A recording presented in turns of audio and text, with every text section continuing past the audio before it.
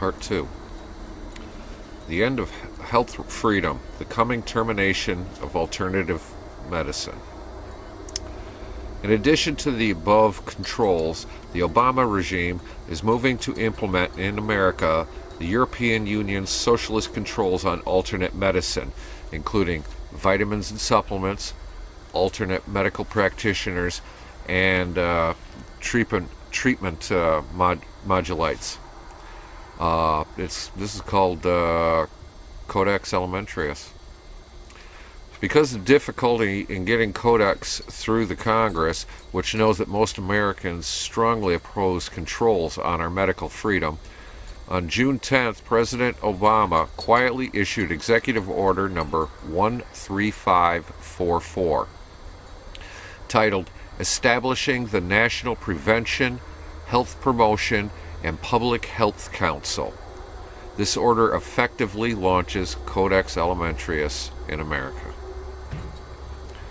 and will bring all preventative and alternate care programs, including the vitamin and supplement industries, under the Department of Health and Human Services and Centers for Disease Control medical guidelines. The CDC and HHS can make illegal all alternate medical care and supplements they arbitrarily rule are unscientific, i.e. not provable by science. To this date, this executive order has gotten very little publicity. The large pharmaceuticals strongly favor Codex because it will stamp out the burgeoning health supplement herbal vitamin business, which is in direct competition with their chemical petro-based drugs. Codex has already done so in Europe. It will make most alternate medicine in the U.S. illegal. Codex Alimentarius, in conjunction with the Obama socialized medicine disaster, is a socialist effort to control the health of the American people and is a huge step towards population control.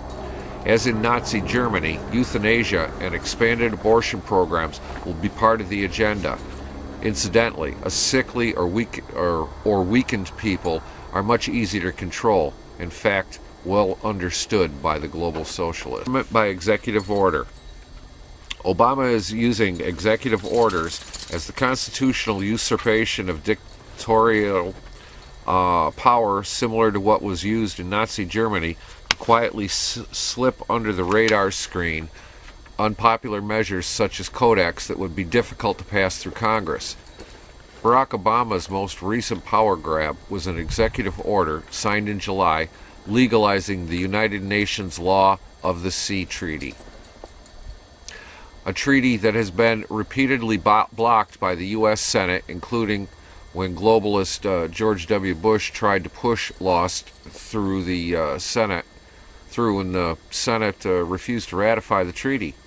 Lost gives sovereignty over all our coastal waters and minerals under the sea to the United Nations.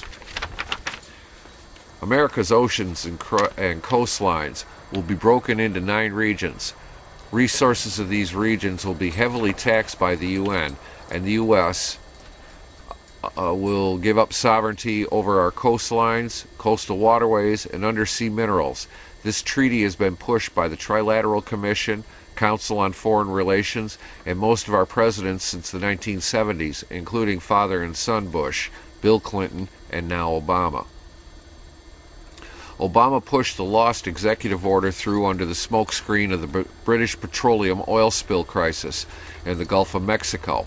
The lost treaty and this executive order are the treasonous surrender of U.S. sovereignty and mineral resources.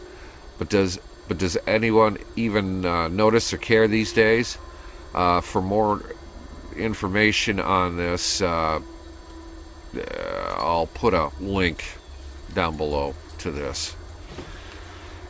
In conclusion, the socialists think Marxists, now in control of our government, plan to control every aspect of the American people and our rapidly disappearing freedoms. People control destruction of the American middle class and our constitutionally guaranteed freedoms, a myriad of restrictions and regulations, exploding taxes on businesses and individuals, control of money, and the financial system, censorship of all information that is critical of them and their Marxist agenda, control of health or sickness, total people surveillance, and abolition of privacy, controls on free speech and freedom of assembly, and ultimately gun control are all essential parts of their agenda for converting a free America to a socialist America.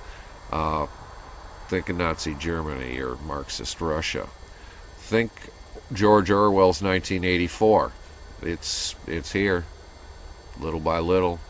It's gaining on us, and note how fast it's coming. The socialists also know that tens of millions of Americans are waking up to their agenda, and consequently they feel a huge sense of urgency to move as quickly as possible.